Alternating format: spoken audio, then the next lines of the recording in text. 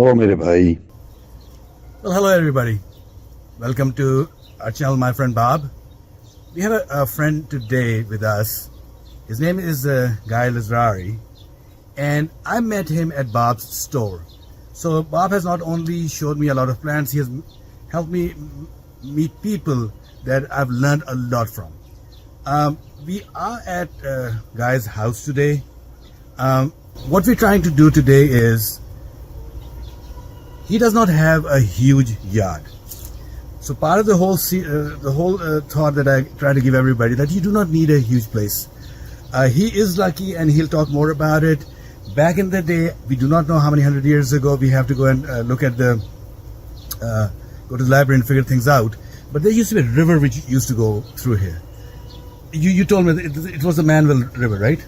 Raritan River. Raritan River. I don't know exactly, but at some point rivers change their course. And I've lived all over New Jersey. The soil here is unbelievable. I mean, nice loamy soil. Very fortunate for being a gardener. I mean, whatever I put in here thrives. So what we have seen is, I was here last week also, the soil is very sandy. Not sandy that what you see on a beach, but sandy enough that the water goes through it very nicely. You will see tomatoes growing over here on rocks, and you will be surprised. We will go through the garden. We will see what he's growing in a small space again. But do continue to watch the video. Guy is about to show us something about how to replicate, or how to from one plant make more. So don't go away. Watch the whole video and see the tutorial that Guy will give you how to propagate. Okay, so obviously I have a very small property, and as you can see, it's tiny but very bountiful. What I do see, I see some fig trees, I see grapevine in the back, and I think peaches. I got a peach tree. Peaches over here. I got apple trees. Oh, apples. These are apple trees I bought. I forget which catalog, but they're like container type apple trees for small pieces of property. And this is the first year. These are about 2 years old. This is the first year I got apples. So let's have a look. See one on the end there. Here we go. Yep. So yeah, beautiful apple growing over here, and with apples, and you have seen on my property also we have apples. Surely having apples is a great thing, but even the apple blossoms when early spring is happening, even the peach or other blossoms, they are just beautiful. Yeah. I have an issue with squirrels. We will talk to Guy about it, because he has some ideas.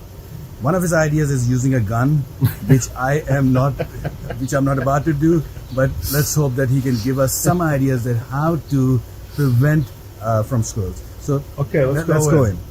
So I love tomatoes. Nothing better than Jersey tomatoes. And as I was saying, the soil here is very conducive to their growth. And I actually have to constantly stay on top of these plants to keep them in check, because they just grow phenomenally. And I use just regular hybrid tomatoes, best big boys, beefsteak. Behind over here are the San Marzano. We do a lot of canning. Make our own tomato puree to make spaghetti sauce. Now, I'll ask it. Do you do any kind of suckers, like?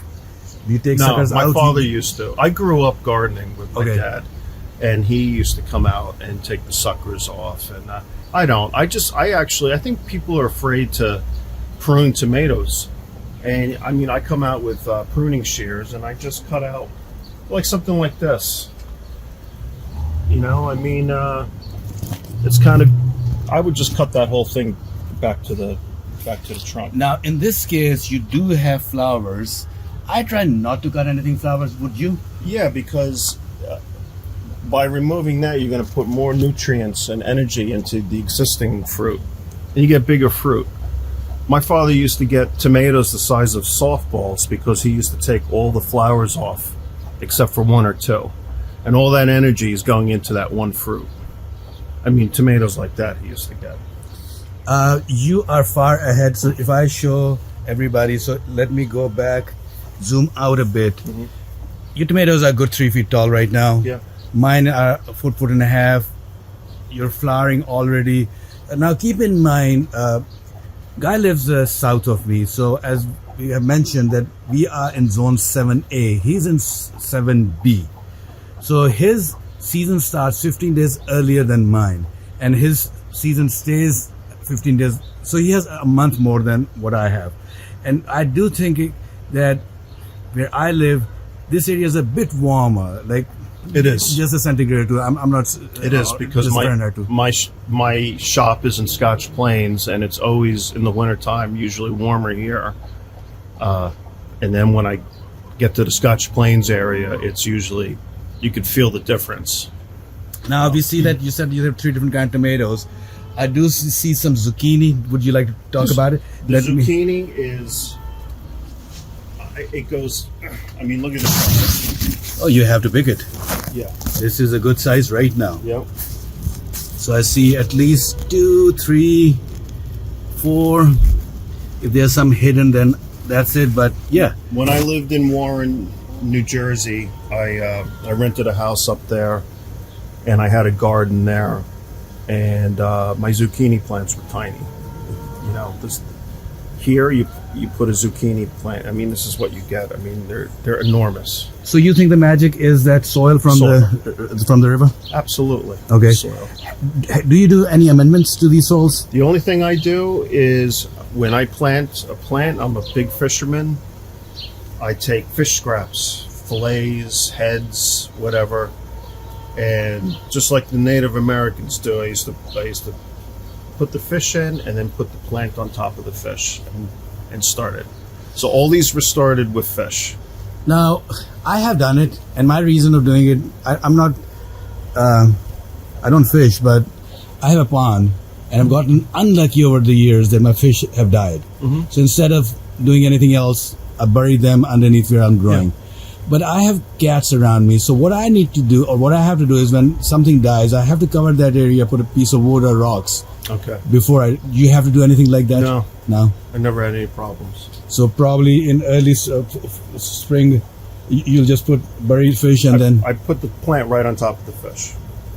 Okay. Yeah. So what else do you have? Oh, I see a cucumber. Yeah, cucumbers. I train them to grow up because, again, I'm limited with space. Grapes. These are Niagara dessert grapes. They're good. They got seeds in them. More fig trees.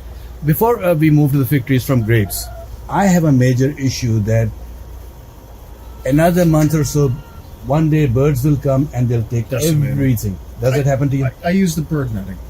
Also, you'll cover it from here? Absolutely. It's a pain in the neck, but it works. And I'll put a bird netting over my peach tree, too. And it kind of helps out a little bit. I do have a woodchuck that comes in, and he'll eat all the peaches that have fallen. And we have a nice truce with each other. He never touches anything except those peaches on the ground. I'll be more than happy if that happens to me. For me, my squirrels come, they destroy everything, and they don't even eat anything. Yeah.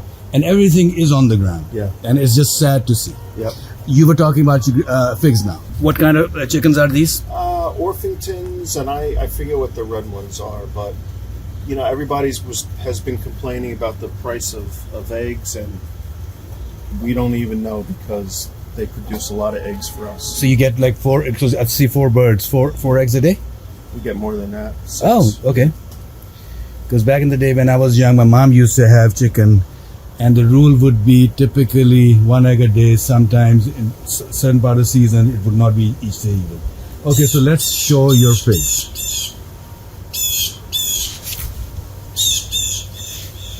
These are black figs. So you got 2 types of figs. You got the black figs and you got the white figs. I have mostly black, but I do have a white fig on the side of the house, and we'll look at that too. They're delicious. I love figs. But for a small property gardener, we live off a lot of this stuff. You can't go wrong with fig trees. You can't kill them. They're manageable and they produce a lot of food. Now, while walking, I do see that there are some beans going up.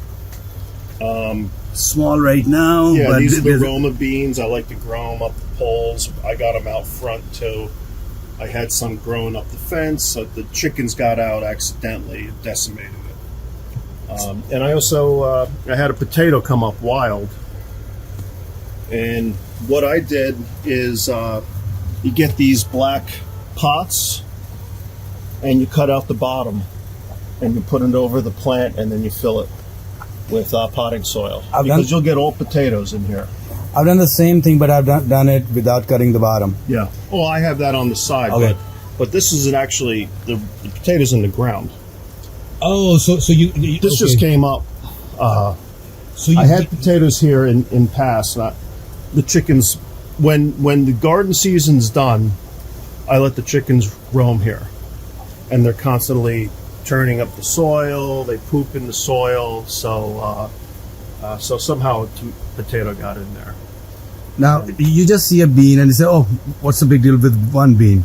Let me tell you, growing 1 or 2 beans, you'll have enough that you can have a couple of meals during the summer. Oh, yeah. And just having a couple of meals from your garden is a big deal. Yeah. So it's that simple. These tomatoes, if he didn't live that far from me, I might come and ask some from him. Let's come out of this small area. So what do you think is the size of this garden? Oh, no. Tiny, right? I mean, not including the chicken coop. Yeah, 12 by 12, I will say, roughly speaking, but then not Maybe all the area is being used. Yeah. This area, I start lettuce by the seed in pots, and then I'll take them and during the summer I'll plant them under the peach tree because it's cooler and shadier. This is one thing I've learned also, because I have some areas, because of my trees, I cannot get rid of those because at first I don't want to. But then you can be intelligent about it, because start of the season in spring you can still grow things because the trees don't have leaves. Yeah. And it's still cooler. Comes really warm weather, now the trees have leaves everywhere, and you can still keep on growing. Absolutely. Yeah. And people complain, oh, things are bolting. Surely they will. But wherever you have some shade, use that area. I've seen guys put lettuce in between rows of tomato plants. Brilliant. No, you have to utilize everything you got. Now another thing is I've been experimenting. I make wine. I get a lot of these 5-gallon. This is what the juice comes in. So I drill holes in the bottom, and these are fantastic. Look at this. Look at these tomatoes. This is in a pot. And the good thing about these pots is these are food grade. So you don't need to worry about... Right. There's no petroleum products and things like that. Right. Yep. Because some people get scared of using buckets. I love it. Next year I might do all my tomatoes in buckets and utilize this space for the peppers. So when I first bought the house, I was at war with Rose of Sharon. It's considered a weed. It's in the hibiscus family, and I grew to love this plant. And the most important thing is it's a pollinator plant. It brings in a lot of bees and pollinators, and that's very important also. So work with the weeds that you have. Like I like pokeweed. Again, it brings in pollinators. To me, I find it pretty. But the Rose of Sharon, different lavender is great to plant in the garden because that brings in a lot of bees. And as we know, bees pollinate plants. So I kind of cultivate these Rose of Sharon now. So this was something which I was mentioning earlier. So look at these tomatoes over here close to my feet. These are wild. I think as Guy just said, they're wild. They just came on their own. Look where they're growing. There are people who do so many things and they can't grow anything green, and suddenly he has rocks and it's not even a garden and he has tomatoes, and You get a few pounds of tomatoes from here. Why not? So again, limited with space. Why not? I put some basil in with the fig tree. This was a cutting that I made, and I'm kind of nurturing it into a tree. And it hasn't come up yet. I even have Roma beans on the backside, which I'm gonna, once they come up, I'll train them to go up into the garage. Got to use your imagination. Don't be scared of trying different things. So I don't think it's just imagination. It's also like whatever you have at hand. Right. People waste a lot of money buying these expensive pots, and you go to a local store, the black pots you were showing earlier, they might give you for free. Yeah. Well, I'm in the landscape business, so these come with the jobs that I do. Just about everything I have, like, I don't know, the chicken coop itself was all stuff from job sites. Years ago, I took down a bunch of red cedar trees for a customer, and I made my chicken coop out of it with bamboo from another job. So I mean, I like to repurpose things. Okay, let's go in and see the side of his house where he has a lot of fig trees. We'll show that and stick around. Then we'll show when Guy will show you how to make a cutting and how to propagate from that cutting. So this is a white fig. Kind of a different leaf, and the fruit are beautiful. They're golden, and the interior is a orange, like marmalade color, and they're really big, and they're delicious. I got again, I forget. I think it's Gurney's catalog. It's a pear tree with 3 different types of pears: Asian pear, and I forget what the other. But this is produced beautifully. Okay, so we were asking you to wait, and that moment has come. What Guy will show you that from one tree how you can multiply without spending any more money and keep on going over the years from one plant to so many. Guy, is there any specific time the year that you should do this? Do it in the spring, even before the leaves come out. You find a. I'm looking right here. This would be perfect if it was in the ground. You know, you always test to see if something is alive. You just scrape it. You see the green. That's a live branch. So it's very simple. You take I usually take a pocket knife, little Swiss Army knife, and you'd make a little cut. Not deep, but just a cut, like right here, okay? Small cut, and then you bring this down, and you cover this with dirt, and put a rock over on top so it stays down. But that cut has got to be in the dirt, and all season long it'll put out roots, and you'll get a big, nice root system from where you made that little cut. And then the following season, usually in March, end of March, before it leaves out, you cut it right below where the root system is. Question for you. Yeah. I know and I've never been successful with any kind of cuttings or propagation, but I've heard that you try to put wherever the eye is in the ground or with soil. You were not showing the eye. You were just making a cut. Wherever. I never had any issues. It's fig trees. I don't know. They just grow. You know. I mean, it's really difficult not to. I've actually had Bob's father would take a water bottle and slice the water bottle and put it over a section like this, make a little cut, and fill that bottle up with potting soil and tape it. Same. Now, in that case, and I've done that, and that works really well too. Now, in that case, because with your technique, what you were showing, natural water will get to it. Mm-hmm. With a bottle, do you have to then water it regularly? I didn't when I did it, but I think this is more reliable. This is easy. And then come March, we'll go on the side of the house, and I'll show you exactly where to cut it. You cut it, and then you stick this in a pot, and you nurture it. All these are all cuttings along the side garden here. These are all cuttings from last year. So you can see the stone. Okay, this is all roots here. All roots, and here's the upper part of the. So come next March, I'd cut it right here. Cut it right here and yank this right out of the ground. You don't do this when it's leafed out. You do it before it leaves, and then you stick that right in a potting soil. You could stick it in the ground somewhere else, and you'll get a new fig tree.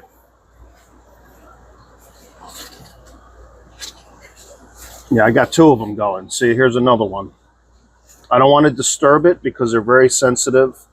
This one's actually perfect because it's going upright, and there's all root system all through here, and it's got a nice canopy to it, and you'll get a new tree. Okay, Guy, before I let you go, Sure. do you have any solution for squirrels? Squirrels. I use the deer netting. I guess you can trap them. I did the netting one year, and a squirrel somehow got in and got stuck. Yeah, And getting stuck was not the horrible thing. It made a point that it destroyed everything. yeah. So I've seen the other way around also. Yep. Okay, thank you so much. Thank you. It was a lot of information. I hope people realize that on a small garden, what you could do. And you know, it's funny. Everybody always says to me, "Oh, you should have 8 acres." You know, I don't have time for 8 acres. I run a business. I come out here a couple minutes in the morning. On a nice evening, I'll come out here, pitter around, and you know, this is enough for me right now in my life. You know, when I retire, maybe it'll be a different story. But When you retire, I don't think you'll have that energy left then. yeah. Everyone, thank you so much for watching. I do hope that you saw that how you can utilize every inch of a small garden, even parts and everything. It not only, like I always talk about it, but I wanted to show you guys that how much you can get. From the figs, you saw how they could be multiplied from one fig tree to so many. Thank you so much for watching. Keep on watching our channel, my friend Bob, and thank you guys for being with us. Enjoyed it. Bye. Bye-bye.